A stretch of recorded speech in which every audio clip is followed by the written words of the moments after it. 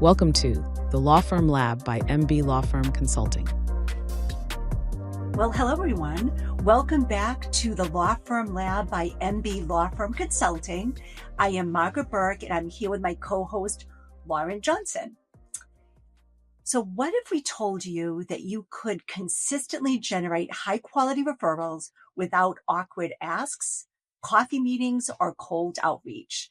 Our guest today, who we're so excited to have with us, is Stacey Brown Randall. Stacy is a nationally recognized referral expert, author of Generating Business Referrals Without Asking, and The Referable Client Experience. Stacy, if that wasn't enough, is also a keynote speaker, a trusted partner to firms across the country, and she works with firms that are looking to grow their business a smart way. In a time when traditional marketing feels noisy and impersonal, Stacy's work is a breath of fresh air for law firms who want to grow through trust and not transactions. In this episode, Stacy's going to challenge the way we look at our referrals. She's going to show why the best strategies have nothing to do with asking, and we're really thrilled to have her here today. So let's get into it. We always start, Stacy, first by so happy to have you here. And we start every episode, and this opens up such a good conversation with, can you please share with our audience, what is the worst advice you have ever received? I can only imagine the different answers you guys have gotten to this one question. So I would say there's probably been a number of worst advice scenarios that I probably received, but the worst one for me was actually when I had my first business. And it led me to realize how important it was to protect my mindset. So when I had my first business, I started this business back in 2009. So I wasn't even done having children. And I started my first business back in 2009. It would fail. By 4 years later, it would actually fail. And one of the conversations that ran consistently as a theme throughout my mind that I realized should never have been in my mind is when somebody told me when I was applying for an award, like a Women Business Owner Award, someone said, "Oh, Stacy, companies like yours, they don't win awards. Yours is more of a lifestyle business while you're having your children." And I bought it. I am embarrassed to say I bought it hook, line, and sinker. And she didn't mean it like your business is going to say small. She meant it like trying to help me understand probably a life stage in a scenario. And I know this person's heart, so I know that's not how she meant it. But I didn't take it probably the way it was intended. And I let it be an excuse for why my first business probably wasn't as successful as it needed to be. But, that's what growth is all about. Well, thank you so much for sharing that. And it's interesting because I've heard similar stories from other folks, and it usually is from people that have the best intentions. But it's amazing how words like that can actually impact your own actions. Yes. It really can. So speaking of growth and business and referrals, which is, one of the things that you truly are an expert in, when our clients are thinking about referrals and really trying to reimagine their approach, what would you say really triggers a referral? Yeah. So here's the thing that I think people have to understand that nobody wants to tell you when it comes to referrals. There's two things that have to be present for a referral to really happen, and that is desire and opportunity. And what a lot of people who teach referrals will tell you is that you can control both. And how you control both is by asking and constantly reminding people to refer you, or by incentivizing people to refer you, or being gimmicky and promotional, or by networking all the time so you're always seen and never forgotten. And the truth is you actually only control one of those. And the one you control is desire. Why would I refer to your consulting firm over your competitor? And that desire that you are able to control is based on the relationship we have. And so your obligation, your responsibility, your goal within your referral source relationships is knowing that it's all about the relationship that you maintain with your referral sources and maintaining that desire to pick you. What you don't control is how often I'll come across opportunity to refer you. It's why people believe that if you control opportunity, you control it by asking. But then if you're asking for referrals, that becomes the trigger, and you have to keep doing it over and over and over again. And what people don't realize is that it's that if the asking is the trigger, you never get to stop. It is always something you have to do. And most people don't pay attention to how it's violating the science and what's happening to the other people when you're constantly asking. So it's really important to understand desire and opportunity. You control desire, but not opportunity, which means figuring out who's best suited to refer you, who actually comes across your ideal client with some level of regularity is really important in being strategic with your referral strategy. That's Thank you. amazing. Thank you so much. It is so true that, we feel a need. We all feel a need for another person, and being in front of a person where you can feel a need is critical. Can you talk a little bit about the psychology? What happens when someone, feels moved to refer to an attorney? Yeah, this is all rooted in the science of referrals. And so the reason why I teach referrals in such a contrarian way and contradicting decades of advice that has come before me is because I really dug in to understand from a science perspective what's happening when a referral is being given. And most people know one part of that, and that's the psychology of trust, right? Everybody would say when someone's referred to you, the trust that that person has in you is transferring to the prospect, right? So that's the part of the science everybody gets and understands when it comes to referrals. But there's some other pieces that matter just as most. And the first one is more actually than the psychology of trust. The first one is actually what's happening in the brain of the referral source, which is just what I call the person who's going to refer a potential client to you, what's happening in their brain. And it's actually the happiness trifecta, the release of I call them the cousin chemicals, but it's the release of the cousin chemicals in the brain that it's the feel good chemicals. And so it's the idea that when I do something to refer someone to you, I am helping someone solve a problem, not your problem of giving you a new client, but somebody who has a problem. And in that moment, I get to be the hero, right? The feel good chemicals are triggered and it feels good to help someone and be their hero. And how I'm helping them is by referring them to you, to your law firm, to help them solve their problem. And so that means referrals are never about you. They're about me and how I feel in terms of helping somebody else who has a problem. And you can't like try to jump in line, like jump to the front of the line and make referrals about yourself, because they're not. They're about your referral source helping somebody who has a problem. And that's when a referral shows up and was like, take my money. I've been told you're the best. Just solve my problem.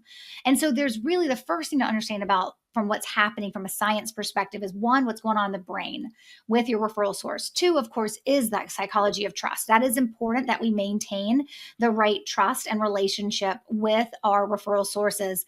But much more than them knowing you're the best attorney, they actually don't care. Like, I know that sounds crazy. Everybody wants, I'm the best at what I do. Like, yes. And it's important that you know it. But other people, it's actually not what triggers them to refer you. They're not necessarily referring you because you're the best. You're the best that they know. Mm-hmm. And so as long as they know you and have a relationship with you and you're maintaining that trust, I mean, don't lose their trust, of course, right? That they assume that they can refer to you because you're still in business. And if you weren't still in business, it would probably be because, right? Like maybe you weren't good, but you are still in business. So the trust factor is more based on the relationship and the connection than it is the fact of your portfolio or the number of acronyms you have after your name. And the third piece to the science is actually behavioral economics. And that's how we maintain and nurture the relationship with our referral source and understanding what has them remember you, what has them build that desire to refer to you, what helps you move from keeping in touch to staying top of mind, what has you being memorable so that you don't have to do a lot of things, but you got to do just enough things so that they'll actually always be having you top of mind. And that's really important. So brain science, psychology of trust, and behavioral economics. It's not all of the science, but those are the big three. Yeah, that's amazing. How much does liking another individual play into this psychology? So it is important. Like people are not going to refer to people they don't like unless they have so much respect for that person. It kind of overshadows the fact that they don't want to go grab a beer with them ever. Right. And so, and some people, right, some people we connect with different people, right, on different levels for different things. But the likability factor is very important. Most of the time when someone's going to be referring you to someone else, there is a likability, or at a minimum, if there's not a complete and total likability, there is an admiration. There's like, hey, this lady is tough as nails, but she will defend you. I wouldn't want to hang out with her on a Saturday night, but she would defend you in your case, and she's probably the best for you. in the legal space, that admiration, respect, reputation sometimes plays to a bigger factor than, say, maybe in some of the other industries that I work in. But most of the time, we refer to people because we like them, and because the liking means we know them, and that moves us faster to trusting them. Yeah, thank you. It's interesting because we also find that in the legal industry, you will hear from time to time, well, gee, this person is difficult, but they're the best. Yeah. And people are drawn to that. They think, okay, this person is great. They may not be the easiest person, but they're going to get the job done for me. Staying on this topic of asking and referrals, can you share why, some of the tactics that are taught in sales and other like advice that people receive about like, just ask, you've got to ask for the referral. Why does that sometimes could that backfire? Oh, it definitely does. So it's two things, right? So the thing to recognize about when you make the decision to ask for referrals, you're actually putting yourself in a position to asking becomes the trigger. And when your asking becomes the trigger, you have to always do it, because that's the only reason or why someone would think to refer to you is because you made it about you. So then you have to keep asking.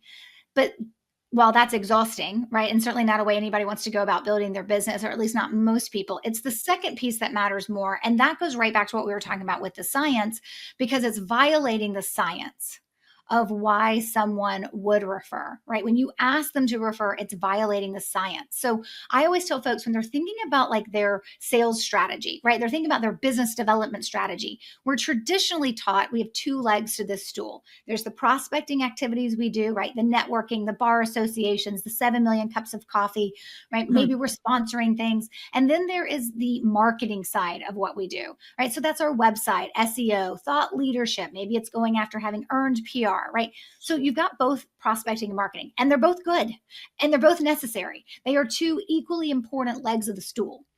What's been traditionally taught with referrals is that referrals has to fit into the prospecting leg or the marketing leg, which is where you get the tactics. If someone believes that referrals fit in prospecting, it's where you get the tactics. Ask for those referrals, pay for those referrals, or network all the time so you're never forgotten. When someone believes that referrals fits into marketing, you'll hear it called referral marketing, which I always say is not a word. People should stop using that. But when they believe that referrals fit into marketing, that's when you get the be gimmicky and promotional. Put in your email signature, the greatest compliment you can give me is a referral, right? And most attorneys, right, most business owners, there's a level of expertise and reputation we want to be seen as. So most of those things don't really match with how we want to show up in the marketplace and show up to our prospects and show up to other people in our industry. And so that's why I always say that's because referrals don't fit in prospecting and marketing. You have a third leg. And that third leg is your referral strategy. And it's totally different. Prospecting and marketing, you're really trying to get in front of the prospect, that potential new client. With referrals, you don't know who the prospect is, because that's not who you're talking to. With a referral strategy, you're talking about developing relationships with referral sources, and they know the prospect. So you're never really talking about it from a sales conversation, right? Type perspective. So everything shifts when you start trying to develop referrals. Stacey, for a firm, let's say we're dealing with a law firm, they are getting some referrals, but they're looking to really focus on their referral strategy.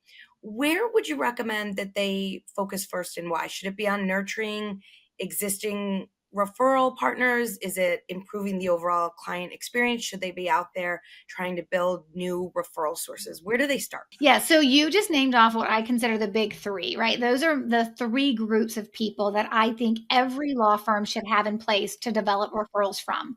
People who refer you now, your existing referral sources, clients from your client experience, and then of course your new people, the potential referral sources. Now, if you're like, certain types of attorneys, we don't always focus as much on the client experience, like personal injury.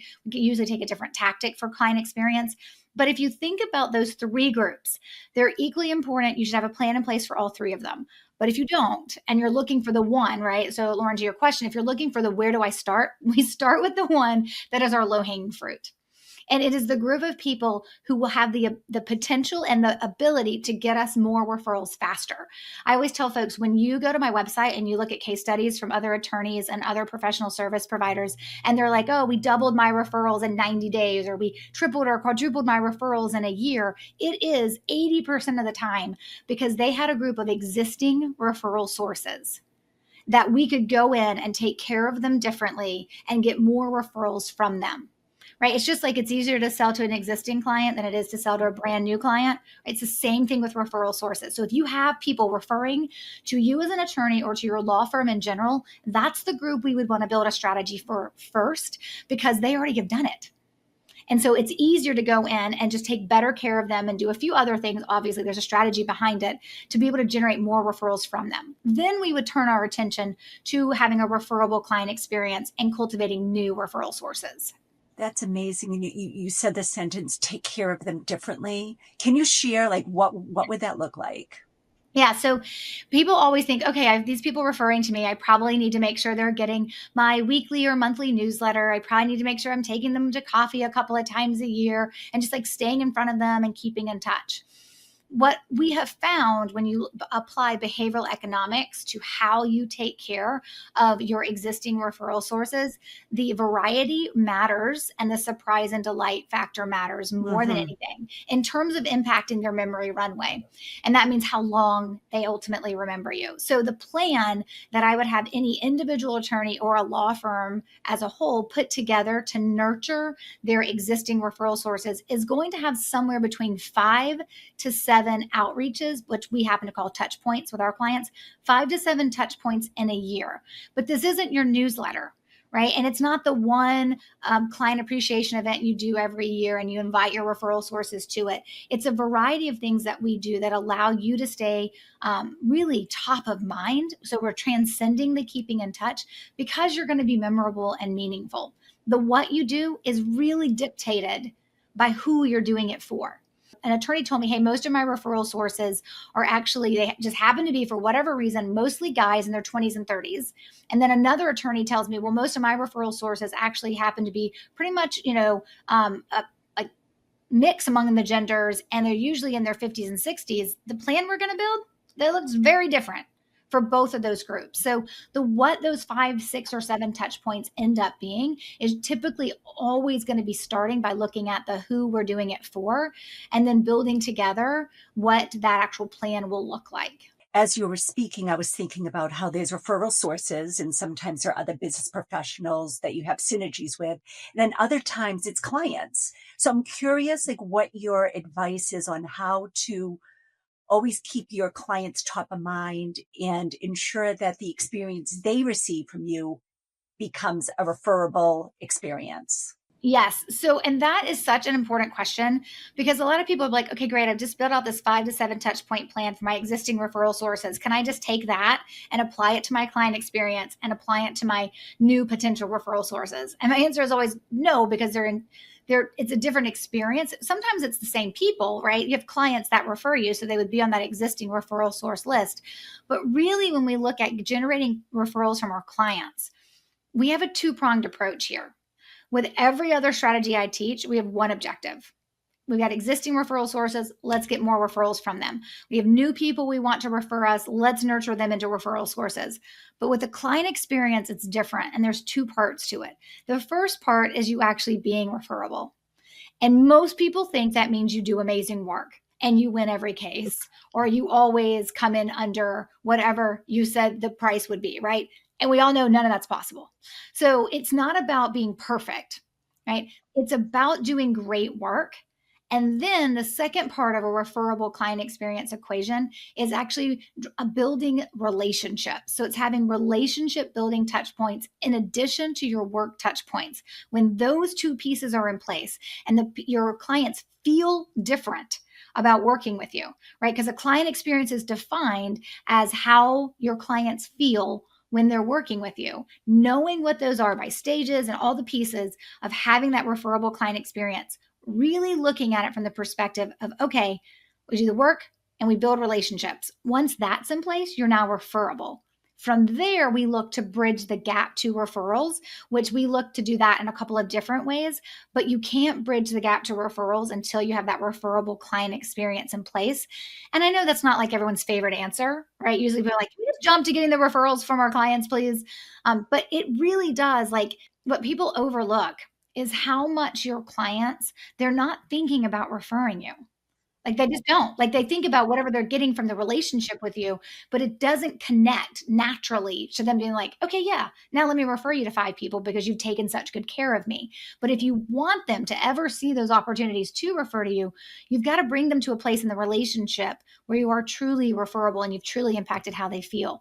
Then we use some key tactics to actually bridge that gap to referrals as well. And when it comes to bridging the gap to referrals, that's going to happen in 3 main ways. It's either going to be the right people who you cannot predict until you sign that new client and they start referring you and you're like, oh, I got a right person here, right? We don't build strategies around them because we can't predict who they are. But then you also have referral hot zones and you also have right moments. And it's understanding when those things happen and what you say and what you do.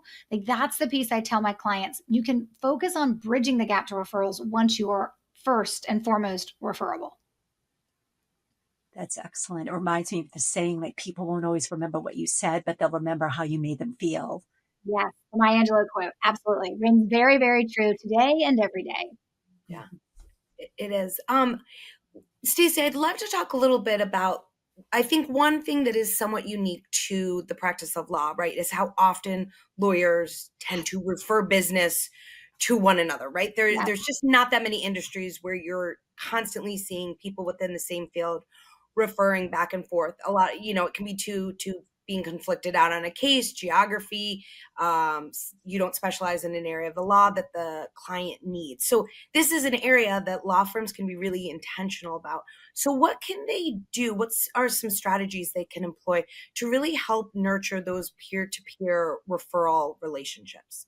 Yeah, so this is my favorite thing about working with attorneys because no other industry has this. This like built in, right? This built in potential for referrals from other people who do exactly what you do. Like, it doesn't, financial advisors are not referring to other financial advisors, right? I mean, marketing consultants aren't like necessarily referring their competitive marketing consultant. They're just not doing it. So I always tell my attorneys, I'm like, if you're not getting referrals, like, you're missing like the easiest thing in your business because other attorneys usually need you. Not every attorney but there are definitely attorneys out there that need you. We actually, when I work with law firms, we actually treat those attorneys that can refer to them just like they're an existing referral source or a potential referral source. And we devise the same strategies. So if we have an attorney that's referring, like, so if I have a client that's an attorney and they have a couple of attorneys referring to them, they're labeled as an existing referral source and they're going to get that 5 to 7 touch point plan, just like if they had a financial advisor that was also referring to them. We don't separate them out. We keep them in the plan. One, that just makes it, like, from a logistical lift, that just makes it easier for the attorney or the support team or the law firm itself to actually do the touch point plan if everyone's kind of treated the same. And so from that perspective, they are part of your referral sources. They are categorized as such. We nurture them as such. We don't really have to do anything special or different to receive referrals from them, because sometimes those attorneys that are referring to you, they need you as much as you need them because they need a place to send that client as well, but we still want to take care of them. And the reason why we keep them on the same list as other existing referral sources, or if there's an attorney you want to refer you and now they're on the potential referral source list, like, the reason why we do a 5 to 7 touch point plan, the reason why we try to be referable, the reason why we nurture new people to refer us is because we know and believe, like, this is, my clients have to have this fundamental belief, or what I teach doesn't work, is that if someone's going to refer a client to you, right, that you believe that if you're willing to refer a client to me, of course, it makes perfect sense that I would want to take care of you. And I would want this plan in place to take care of you because you're taking care of my business. And those attorneys that refer to other attorneys are no different and very, very valuable. Do you find that that's a bit of a mind shift with your clients when you're talking to them about these fellow attorneys, their peers that are referring to them, and really thinking about them and nurturing like they would any other referral source? I think the light bulb I see go off more is that they already kind of have that professional respect. Like, I really love that these attorneys refer to me. But then we start digging into the science, we start digging into the why, we start building out their plan. And usually the light bulb moment is, oh, I'm actually not doing enough and I need to do more. I shouldn't just assume because we're both attorneys. Right. And we know each other from law school, or we know each other from our first corporate job before we went out on our own, that they're always going to refer to me, that I probably need to nurture that relationship and make sure they know that I appreciate them. So it's usually more about, ew, I'm probably not doing enough. I'm taking a lot for granted. Yep. Yeah. Interesting. So that brings us to a topic that is near and dear, and it comes up often. You mentioned logistics and follow-up. Would love to get your feedback on CRMs. So not just CRMs, but how do you recommend people track their activities? Do you recommend CRMs? Like what are some tactics that you recommend to your clients? Yeah. So I'm software agnostic, but for most of the attorneys I work with, you got to have a software. Like, to me, it doesn't matter which one you have as long as it can do what you need it to do. Because tracking is huge. Like, it is like, if you don't track, then you don't even know where to start. Right. And that is, in my first book, Generating Business Referrals Without Asking, there is a chapter on cleaning up your database and going back and tracking if you don't. And we literally call that section Walk Down Memory Lane. And it's not a fun section for anyone to be like, oh, that's what I have to do. I got to go back and figure out where all these clients came from so I can track them correctly. So tracking is very important. It starts with your intake process. It moves into how you are then inputting them into your database. The biggest tip I give all my clients, and I would give your listeners, is that when you're thinking about your CRM, collect what you want to collect, do all the things you want it to do. But when you choose the source for where that prospect, because they're always a prospect first before they're a client, right? So when you choose that source for where that prospect came from, and your CRM provides you a drop-down list that you can usually choose. Sometimes you can decide what those are. Sometimes you're just given what they are. And referral is an option. You have to have if it's not already included, you have to go back to your CRM and you have to say, I need another field added to the prospect record so that I can track not only that this person was referred, but the name of who referred them, the name of the referral source. And I tell my clients, dig in until they give that to you. And most now, I've been teaching this stuff for 12 years. CRMs have totally caught up to the importance of this. 12 years ago, this was like, sometimes I'd be like, do you need me to get on the phone with support at your CRM because they are not getting it from you of how important this is? Now it's like almost in most CRMs that I see, every once in a while I'll see one, I'm like, you added that field, you can add another field. If you don't know how, support will help you do it. But that ability to know who did the referring to that prospect that you're gathering in the intake process is critical to your tracking. Because here's the thing that people don't pay attention to. When you track like that, when you track where your prospects come from, and then you run me a report that shows me all the referrals that you've received and who the referral source was and what the outcome was, I can instantly look at not only are we increasing referrals and how many referrals are you receiving on a monthly or quarterly basis, but I can also look at your closing ratio. You're receiving 50, but you closed 5. We have a problem. Right? I can also pay attention if you have a quality issue. Why we're only closing 5 is because 40 of them were terrible, right? Now I know we have a quality issue. There's a tactic to solve that, right? You're getting great quality and you're not closing them. Maybe it's not quality, maybe it's you, right? So we have a technique to help with closing referred prospects, and we get to know who's referring you more than once and what your closing ratio is by those individual referral sources. Wow, Bob, this one attorney, he referred you 5 people and you closed all of them. You have 100% closing ratio with Bob. Amazing. But Sam referred you 5 people and you closed none of them, right? That's important data to know, because now we know it's probably how Sam's setting you up versus how Bob's setting you up. And there's a conversation for that. So that's the thing that people don't understand. Like, the data tells us how to solve the smaller problems in referrals while we're also putting these bigger plans in place that we've talked about.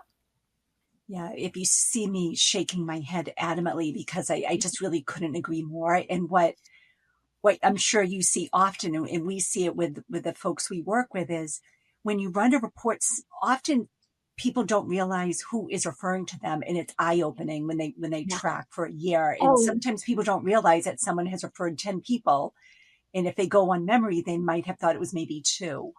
Memory is a terrible use Yes. when you're trying to do that with this. And you know what's interesting? When I have people who do this, I'm always like, there's a couple of things that are going to happen when you do the process of identifying your existing referral sources. But my favorite reaction, and not favorite, like it's not a great reaction in terms of like why I'm reacting, but my favorite reaction is when someone says, oh my gosh, Sarah has referred 7 people to me. And then I wait, and then I hear them usually say, I haven't talked to her in 9 months. I'm like, yeah. You're like, Can we do something about that? And they're like, yes, let's do something about that. Stacy, for our listeners out there who don't have a referral network yet, they're sort of starting from scratch. What might, let's say, a realistic 90-day plan look like for them to begin building that first trusted referral relationship? Yeah. So I want to be really encouraging here for everybody who's listening that's like, this is me. Like Lauren just asked a question that is right where I am, and I don't have people referring me. One of the very first people that I taught this strategy to, like way back, like more than 10 years ago, I think it was like 2013, something like that, was a personal injury attorney who worked in a small firm. There was like 4, I think, partners. And there was one of those partners who had just been in the industry forever, knew everybody. And he fed her most of the clients that she did work with. And she was like, one day he's going to retire and I'm going to be in trouble because all of my cases, all of my clients come from him. And that was why she was like, I got to hire Stacy and I got to figure this out. And the goal there was first, in that 90-day plan, like you said, the first thing we had to do was identify who should be referring her, right? Like who should be referring you. And it wasn't just attorneys. They were definitely on the list, but we looked out like who comes across your ideal client. We kind of created like an ideal referral source profile. If they're not a client, right? Like an ideal referral source profile for like centers of influence. Who should be referring you, right? And then I have a strategy I teach called the Running 5 Keeping Warm, of how we reach out to these folks, how we start nurturing relationships with these folks. We're not focused on receiving referrals. Never. The outcome is not valuable yet. What we are focused on is taking care of them and trying to help them and seeing what we can do to help them. Because when you help me, that's when I'm going to remember you. And that's when I may get around to remembering, that's right, you are a really good personal injury attorney, right? And so for her, and her first 6 months, she brought on like 6 people referring her. And it was incredible. She was like, oh my gosh, I have people outside of my name, the partner in my firm, referring to me. And she was like, I think it was like in 6 months, she was up to 6 people. And then she got over 12, maybe it was 12 or 13 in her first year. But every year after that, she continues to grow that. And eventually she hit like 40 referrals a year, coming from probably like a base of 20 something people. And she's maintained that. And every year she checks in with me. And every year she's like, this is how many I got, right? Like, this is how many referrals I got. And every year she checks in with me. And every year there's growth in the way she wants it, which doesn't always mean every year she gets more referrals than the year before. She's sometimes looking for better quality cases. And as long as that's improving, the number doesn't matter. And her business has flourished. And she has put into her, like she told me one time, she was like, Stacy, this is just how we run our practice. This is like second nature. It's like, how we would go out and defend a client, like how we would run a case, how we would dig into an investigation. She was like, this is how we do referrals. And they've been doing it that way for, oh gosh, I don't know, is that 10 years now? More than 10 years. So it is starting from scratch. It is harder. It does take a little bit longer, but it can completely transform your firm if you will give it the time that it needs to be successful. That's an amazing story. There's so much to talk about. We're coming to the end of our time together, and this has been so informative. I've been taking notes, and we started by asking about advice that you received, and we asked you to share some advice that was not helpful. We'd love to hear about some advice that you've received that has been helpful. What is the best advice you have received? Yeah, so I went through this journey about 8 years into my firm back in 2021. 2021 was kind of like the start of it. It wasn't really a COVID thing, but it was just the more of the type of business, business that I wanted to build and what that looked like for me. And I got some great advice that said, you've got to figure out, Stacy, where your sweet spot is in terms of the area of expertise that you want to be known for. And you've got to match that with how you show up for your clients based on when they get their best results. It's not all the ways people work with you, they get great results, but what are the top ways that people get results? And then marry that with how you want to show up. How do you want to show up on your day to day? Do you want to show up 5 days a week? Do you want to show up less than that? But it was looking at those three pieces, like where's my sweet spot of expertise? Where do my clients get or have the best results when they're working with me? And then how do I want to show up and actually allow that to happen?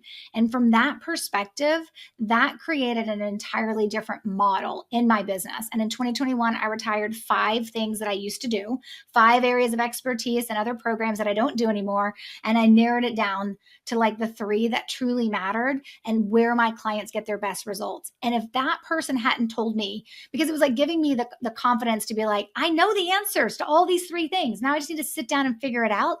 And then I got to go share some bad news for some clients who aren't going to be very happy when I retire, whatever it is they're doing with me. But it made my business so much stronger.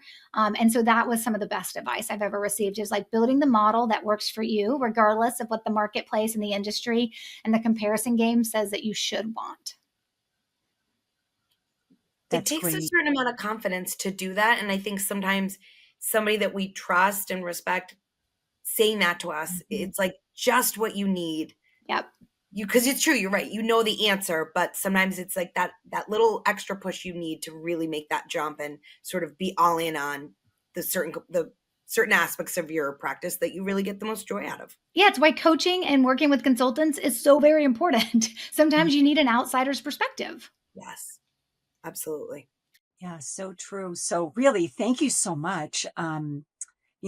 We've learned so much today. And I think if I were to take one takeaway, is that referrals aren't about asking, it's about earning those referrals.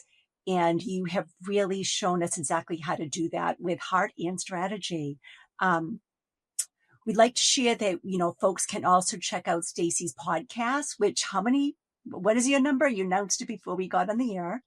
Yeah, we're not quite there, but we're very close to hitting 400. So I think we're in 380 something. That's amazing. And the name of your podcast is Roadmap to Referrals? Correct. Yes. Roadmap to Referrals. Great. And would you share your where people can find your free resources?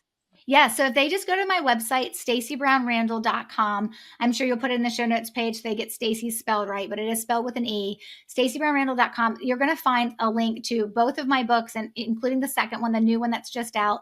There's a resource tab you can go to. It's got some free resources as well, and a lot of content that you can find in that website that'll really just help you know that it is possible to generate referrals in a way that will work for you and will feel good. Excellent. Thank you. And we will, in fact, be putting those notes in the notes for our listeners. And Stacy, thank you so much for your generous time, your practical tips that you gave us today. To our listeners, if you're ready to stop chasing referrals and start earning them naturally, this episode is your roadmap. Also, you know how to reach Stacy. It'll be in the notes. And again, thank you. Today's insights really have sparked something in me, and I'm sure in Lauren, and we hope that it sparks something in the rest of our listeners. And then until next time, I'm Margaret Burke. I'm here with Lauren Johnson, and let's keep building smarter law firms together.